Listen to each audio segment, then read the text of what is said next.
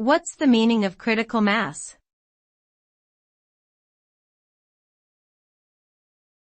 Critical mass.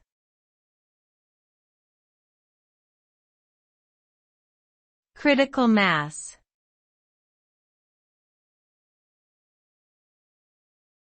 Critical mass.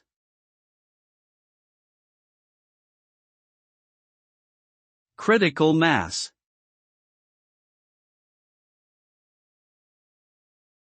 Critical mass refers to the minimum amount of something, such as people or resources, required to initiate a significant change or achieve a desired outcome. When critical mass is reached, a chain reaction occurs, and momentum builds to create a self-sustaining phenomenon that can bring about significant change or success.